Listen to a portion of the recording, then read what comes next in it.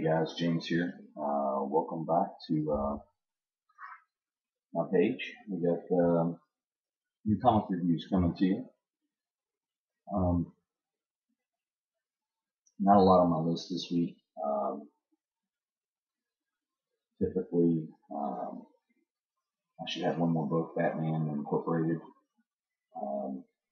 It didn't come out today. It shipped to the stores on Wednesday, but it didn't. They're not allowed to sell it to August 22nd.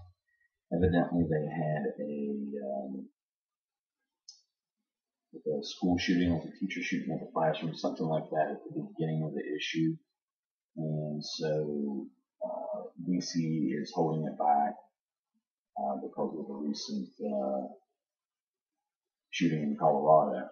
And they don't want to be offensive. So I think that's probably a good idea. Very considerate of DC.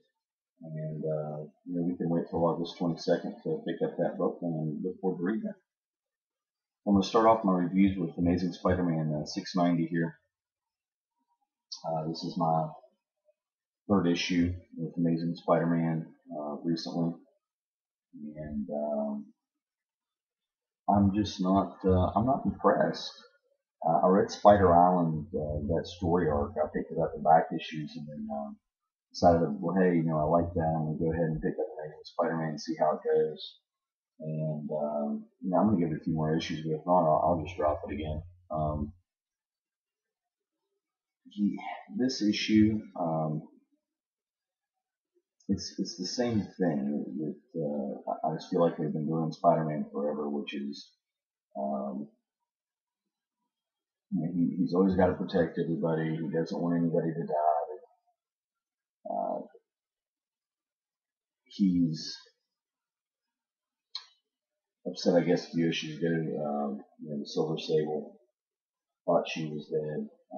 This issue, Madam Web says, "Hey, no, she's not dead.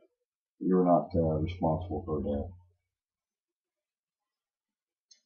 And I think that death could have made a really great story if he had sunken low. For any of you who have read Legends of the Dark Knight, the Venom books, I think it's 16 through 20.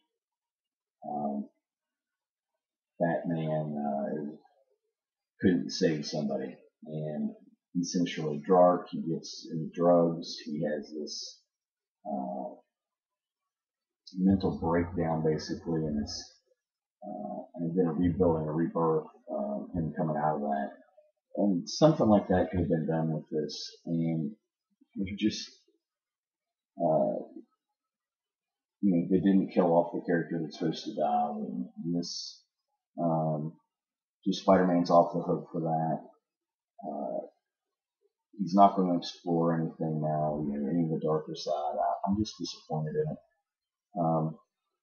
It's okay. It's the best one of the 3 issues I've read, but it's still just okay.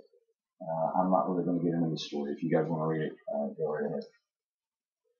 On the Cross Badlands, number 10.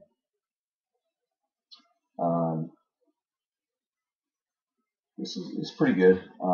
This is typical Cross stuff. You guys know I like this. It's just some sick, twisted, weird shit. So if you're not into that, don't pick these books up. You got a kid in this. I can't remember his real name, but all of the kids in school made fun of him, calling him Yellow Belly. He's scared of everything. And in Cross, that's probably not a good thing. So this starts off in small town America. Him and his family are going to the circus. He drove the car. Pretty much the first time he'd driven, I guess.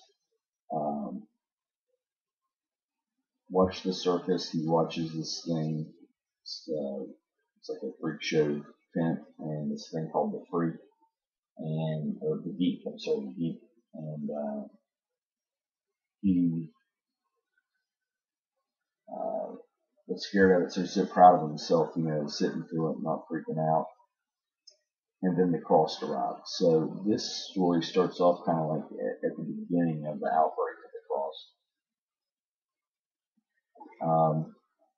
You have all kinds of course, sick, twisted stuff that happens, people getting killed in his family and all that. And him being the main character of the story arc, he escapes. I'll let you guys read to find out how all that pans out. Pretty interesting. See where the story goes. And now let's move on to something that I liked a lot. The Breeze #1. This follows the story of this tribe on a pretty much garbage-ridden planet. Hence the name The Breeze. It's just covered in debris. I don't know if it's Earth or supposed to be, but it's. You start off with this main character here, Maya, and her mentor, Kalista, and they're out, I guess, to foraging, searching, and they come up on these things, the colossals, that's what they're called. Basically, these giant creatures built of machinery-driven trash and stuff. Kind of reminded me of the enemies in Shadow of the Colossus, if you've ever played that video game, PS2 game. The art in this is really cool. The story follows these two, and it's basically kind of the entry to the world. This tribe, Maya seems to have some sort of magical powers. It seemed like she was making like knives and swords and stuff pop into her hands that were created by her. You follow through till near the end of the story. Basically, one of these monsters, she kills it, but it destroys her water supply. And so she's got to go out and find the new water supply for the people because they don't know how to rebuild the machinery that got their water. I don't know if it was some sort of aqueduct or well system or what it was, but they don't know how to rebuild it, so she's got to find water for the tribe. Which is really cool. Again, I'm sticking my thing. I'm not going to suggest this to anybody because it's a first issue. I don't know enough about it yet, but I like this issue. So, on to my pick of the week, Manhattan Project. Last month, I was a little bit down on this, and it just felt like they were just building and building and building this story, and it was not going anywhere. Well, it got somewhere. This book is really cool. You start off with it's Joseph Oppenheimer. He has multiple personalities. He and General Groves go to this meet with these aliens. I think they kind of just met up with them a couple of issues ago. But, so they're sitting there, they're talking to them. They say the aliens say that they want them to give them their pulling ray. Like, well, what's this pulling ray? They don't know what it is. So Oppenheimer goes up to the alien, shoots it in the head. They kill the other aliens that are sitting there. And it's just General Groves. I mean, there's some other military guys there. They all get wiped out. It's just Groves and Oppenheimer there. And Groves turns around and Oppenheimer is eating the brain of the main alien. And he says this is how he gathers information. And as soon as he eats this brain, that alien becomes one of his multiple personalities. So that was really cool to begin with. So going on, we find out, through him eating this thing's brain, he realizes that this pulling ray they're talking about is the gateway that Einstein had found in the previous issue. And they decide they need to get proactive against these aliens. And so they send out a search party through this gate to this alien world where the alien they killed was from. Evidently, that type of alien has a hive mentality, so they're all connected. So they knew that the one that died that they killed. So they send the irradiated doctor. I can't remember his name. He's basically an irradiated skull, and a couple of the other scientists go to this alien world, and I'll let you guys finish reading it to find out what happens there. But I feel like we've gotten to the story now. Like the setup's been done, and now we're really getting to the meat and potatoes of this thing. Nick Pitara does the art on this. It's fantastic. Jonathan Hickman's the story. 5th issue, and I'm definitely ready to suggest this title. So if you're not getting Manhattan Projects, pick it up. It's still, like I said, this is the 5th issue, so you're early enough in that you can find out what's going on, and you can probably pick up these issues for relatively cheap stuff. So check it out.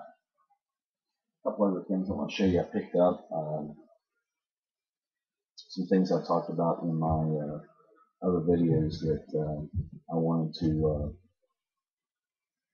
get, or some other I talked to some of you guys on Skype about. I picked up another issue of Saga #1, first printing. So at New York Comic Con, Fiona Staples and Brian Vonnegut are going to be there, and I want to get double signed. And I saw that Dr. Howlett had gotten Fiona Staples to do a sketch on one of his Saga issues. Actually, I think he got 3 of them in sketches on them, and I'm going to try to get that to happen. So that's for October. So this is my second first printing of issue 1. I have one. It'll be my copy to read and do whatever with, but I want to get this one signed, and I'd like to put it on the wall. And then I also picked this up. This is Our Army at War, issue 145. And this is not really a title that I read, although I did read this issue. But the reason I got it is for this guy right here, the artist, Joe Kubert. For those of you who do not know who that is, he's been in comics forever. He created Tor, he created Sergeant Rock. I believe he created Hawkman. He's been around, well, the guy was born in 1926, and I think they said he started in comics when he was like 12 or something like that, started helping out somewhere. So literally his entire life he's been in comic books, and he's coming to a small convention here in the town I live in, Allentown, Pennsylvania, and so the guy's probably not going to be around a whole lot longer. He's very important to comics. He also the Kubert School of comic book art, the comic book art school. He created that, and his 2 sons, I think it's Andy and Adam Kubert, are also comic illustrators. So he's going to be at this convention, and I wanted to have something cool to get him to sign. And I saw this in my local comic shop, so I picked it up.